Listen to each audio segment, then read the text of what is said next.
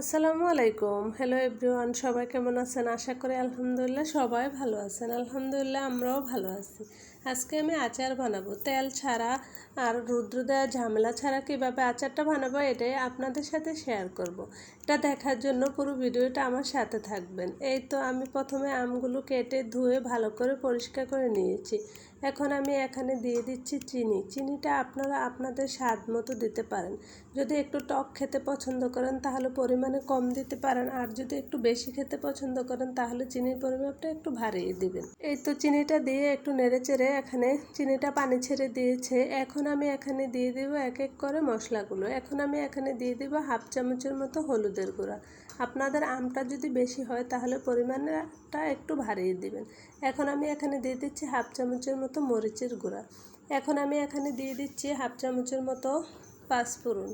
এই তো এখন আমি এখানে চিনি ফ্লেক্স দিয়ে দিচ্ছি আর দিয়ে দেব বিট লবণ। আমি এখানে তো লবণ দেই নেই, এখানে আমি বিট লবণই দেব। আপনারা চাইলে নর্মাল লবণই দিতে পারেন। এই তো সবগুলো একসাথে ভালো করে মিশিয়ে নেব। ভালো করে মিশিয়ে নেওয়া হয়ে গেলে এদিকে চিনির যেই পানিটা এক্সট্রা পানিটা ওইটাও ভালো করে একটু শুকিয়ে আসবে। তাতেই আমার আচারটা প্রায় সম্পূর্ণ হয়ে এসেছে।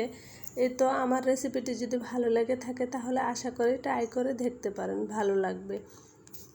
আর ইউটিউব থেকে দেখে থাকলে সাবস্ক্রাইব করে নিতে পারেন, আর ফেসবুক থেকে দেখে থাকলে ফলো দিতে পারেন। আর যদি অলরেডি এই কাজটি করে থাকেন তাহলে আপনাদেরকে অসংখ্য ধন্যবাদ।